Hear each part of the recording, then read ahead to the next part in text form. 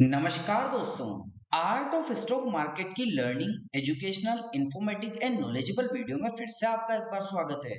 दोस्तों आज हम जिस कंपनी के स्टॉक को एनालिसिस और डिस्कशन आपके सामने करने वाले हैं एजुकेशनल लर्निंग पर्पस से, दोस्तों वो कहीं ना कहीं यूटिलिटीज मतलब रिन्यूएबल एनर्जी सेक्टर से जुड़ा हुआ स्टॉक है। दोस्तों आज हम बात करने वाले हैं जयप्रकाश पावर वेंचर लिमिटेड की, जो कि एंगेज्ड है in the generation of transmission hydro and thermal power. मतलब दोस्तों जयप्रकाश पावर वेंचर लिमिटेड की जो हम बात करने वाले हैं, ये दोस्तों जो जनरेशन होती है इलेक्ट्रिसिटी की एनर्जी की, उसके ट्रांसमिशन मतलब हाइड्रो और थर्मल पावर के ट्रांसमिशन में कंपनी कहीं ना कहीं इन्वॉल्व है। दोस्तों उसकी आज हम बात करने वाले हैं। तो दोस्तों आइए अब हम कंपनी से रिलेटेड हमने किस सेक्टर से जुड़ी हुई कंपनी थी, क्या सेगमेंट से जुड़ी हुई कंपनी थी, और दोस्तों किस कंपनी का नाम क्या था, उसके बारे में हमने फिलहाल के सेशन में डिस्कशन किया, एनालिसिस किया। अब हम कंपनी से रिलेटेड फिलहाल के सेशन में क्या न्यूज निकल कर आई है, उसको भी दोस्तों एजुकेशन लर्निंग इन्फॉर्मेशन नॉलेजेबल और इन्फॉर्मेटिव पर्पज से डिस्कस कर लेते हैं। दोस्तों आइए कंपनी से रिलेटेड न्यूज की बात कर लेते हैं।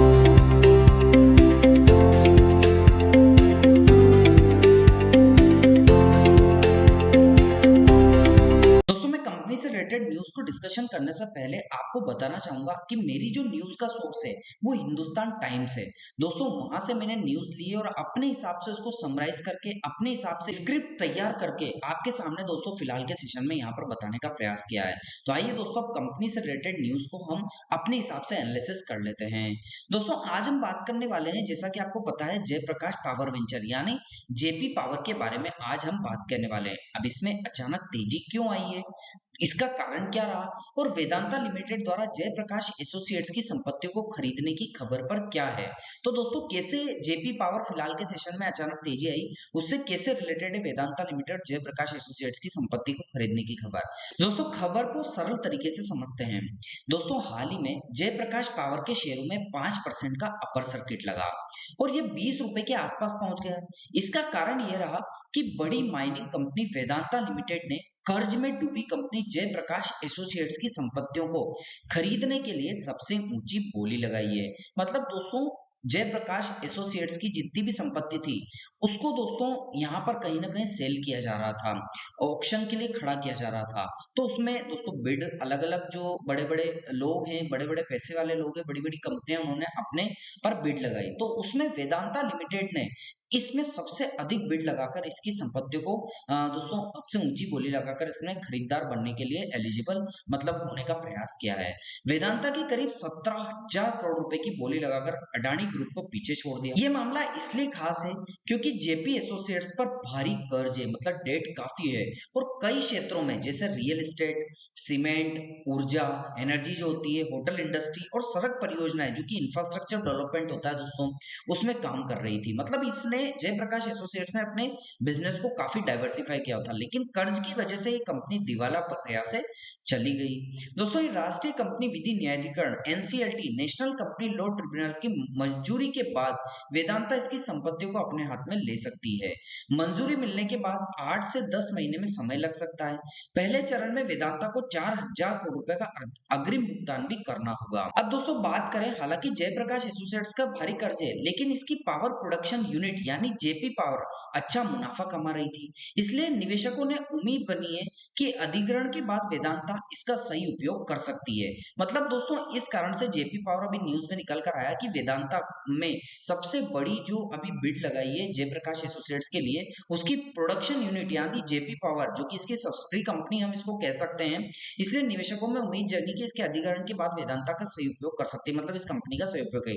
Brokerages house Nuvama institutional equities, जो कि विदेशी ब्रोकरेजेस हाउस है, उसका मानना है कि सौदा जो हुआ है वो वेदांता के लिए कुछ समय के लिए वैल्यूएशन पर दबाव डाल सकता है, लेकिन वेदांता का मुख्य फोकस अपनी बिजली परियोजना पर रहेगा और बाकी परिसंपत्तियों को, जो बाकी संपत्तियां उसको बेचकर उपयोगी करके मुनाफा कमाने की योजना की जा सकती है। तो मतलब दोस्तों पूरी तरह से वेदांता का फोकस पावर पर ही रहने वाला है, इलेक्ट्रिसिटी पर ही रहने वाला है। अभी जयप्रकाश एसोसिएट्स की जो संपत्तियां खरीदी उसको दोस्तों कहीं ना कहीं ये जेपी पावर की जो कहा जाए तो उससे रिलेटेड एनर्जी में भी ये यूज करते हुए देखने को मिलेगा। तो दोस्तों ये डील अभी पूरी नहीं हुई है, लेकिन ये शेयर बाजार में चर्चा का विषय जरूर बनी हुई है। निवेश करते समय सावधानी बरतें, अपने रिसर्च करें और लंबी अवधि के लक्ष्य को ध्यान में रखें। अगर आपको ये वीडियो पसंद आया हो तो चैनल को लाइक, शेयर और सब्सक्राइब करना मत भूलें इसी प्रकार की नॉलेजेबल एजुकेशनल वीडियो। और दोस्तों मैं लास्ट में आपको ये बता देना चाहता हूँ कि जिस प्रकार की मैंने आपको न्यूज अभी बताई अपने हिसाब से समराइज करके, ये only on educational learning purpose से बना है। किसी भी प्रकार की दोस्तों इन्वेस्टमेंट एडवाइस या किसी भी प्रकार की फाइनेंशियल एडवाइस हम आपको नहीं दे रहे हैं। ओनली ऑल दोस्तों नॉलेजेबल और एजुकेशनल पर्पज से बनाया गया वीडियो। यदि आपको पर्सनल दोस्तों इन्वेस्टमेंट करनी है तो अपने पर्सनल फाइनेंशियल एडवाइजर से जरूर सलाह लीजिएगा। हम ओनली ऑन दोस्तों यहाँ पर नॉलेजेबल एजुकेशनल पर्पज से आपको बताने का प्रयास कर रहे हैं। आइए दोस्तों अब कंपनी से रिलेटेड न्यूज को हमने डिस्कस किया, अब हम कंपनी से रिलेटेड जो टेक्निकल एनालिसिस है उसको educational, learning, information, knowledgeable purpose से समझ लेते हैं।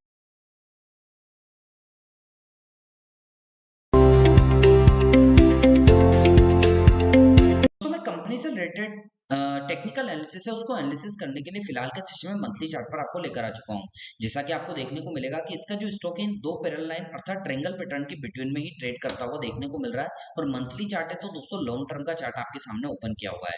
आपको देखने को मिलेगा कि इसने दोस्तों जो candlestick pattern impulsive corrective wave के पैटर्न में जिस प्रकार से इलियट वेव की थ्योरी बताती है कि मार्केट में जो कैंडलस्टिक पैटर्न है या मार्केट में किसी भी प्रकार के स्टॉक का बिहेवियर है वो इंपल्सिव और करेक्टिव, मतलब एक बार वेव ऊपर की साइड आएगी, एक वेव नीचे की साइड आएगी।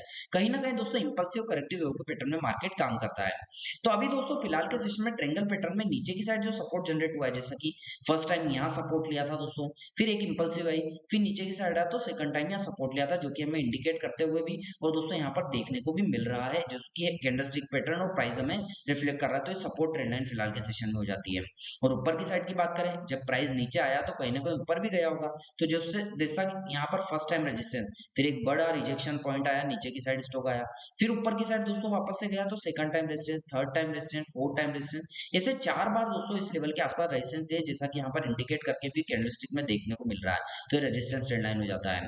अब दोस्तों सपोर्ट और रेजिस्टेंस ट्रेंड लाइन तो हमने डिस्कस की एजुकेशन नॉलेजेबल पर्पज से। अब दोस्तों प्राइस की बात करें तो प्राइस तो फिलहाल के सेशन में 19.25 रुपए से 20 रुपए के आसपास के या आसपास ही ट्रेड करता हुआ देखने को मिल रहा है।